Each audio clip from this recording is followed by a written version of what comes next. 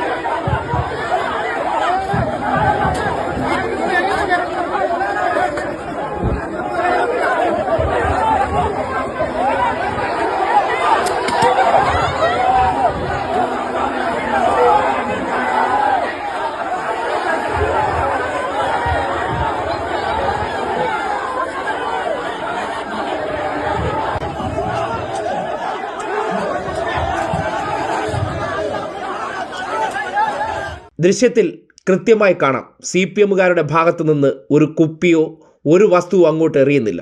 പൂരെ തെറി വിളിക്കുന്നുണ്ട്. പ്രകോപനം സൃഷ്ടിക്കാൻ വേണ്ടി പോലീസിൻ്റെ ബന്ദവസിൽ നിന്നുകൊണ്ട് ഇങ്ങോട്ടേക്ക് അതും ഇതും എറിയുകയാണ്. തിരിച്ച് പ്രതികരിക്കേണ്ടത് അത്യന്താപേക്ഷിതമാണ്.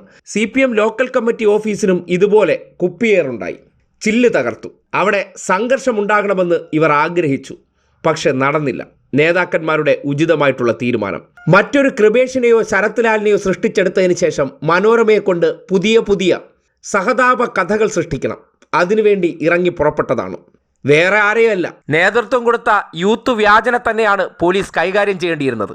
കാര്യമായിട്ടൊന്ന് പഞ്ഞിക്കിട്ടിരുന്നെങ്കിൽ മേലാൽ ഈ തെമ്മാടിത്തം ആവർത്തിക്കില്ലായിരുന്നു. രാഷ്ട്രീയ നേട്ടത്തിന് വേണ്ടി ഒരു ഗാന്ധി കഥയുണ്ടാക്കിയിട്ട് അതിൻ്റെ പേരിൽ ഒരു സ്വാധീനവുമില്ലാത്ത മേഖലയിൽ ചെന്ന് ഇടതുപക്ഷ രാഷ്ട്രീയത്തിന് വലിയ മേൽക്കോയ്മയുള്ള ഇടത്ത് ചെന്നിട്ട് അനാവശ്യ പ്രകോപനം സൃഷ്ടിക്കുകയാണ്. വാർത്തകൾ നിറയ്ക്കണം. മനോരമയായിട്ടുള്ള വാർത്താ കച്ചവടത്തിന്റെ ഭാഗമായി പച്ച കള്ളങ്ങളും തെമ്മാടിത്തരങ്ങളും എഴുതി നിറച്ച് ജനങ്ങളെ തെറ്റിദ്ധരിപ്പിക്കാനുള്ള ശ്രമം. ജനം ഇത് കണ്ടിരിക്കണം. അധികാര കസേരയിലേക്ക് വരാൻ വേണ്ടി നടത്തുന്ന നെറികെട്ട പ്രവർത്തനം എന്താണെന്നും അതിനുവേണ്ടി ഒരു ചാവേറാക്കി സതീശൻ MLA പ്രിവിലേജോടുകൂടി യൂത്ത് വ്യാജനെ കളത്തിലിറക്കിയിരിക്കുന്നു എന്ന് ബോധ്യപ്പെടുകയാണ്.